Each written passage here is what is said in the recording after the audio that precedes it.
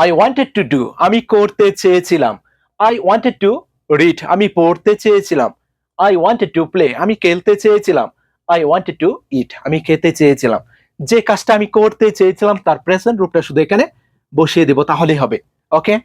আর যদি কাউকে জিজ্ঞাসা করি তুমি কি করতে চেয়েছিলে, তুমি কি খেলতে চেয়েছিলে, তুমি কি কাজটা করতে চেয়েছিলে, সেক্ষেত্রে did you want to, did you want to do, তুমি কি করতে চেয়েছিলে।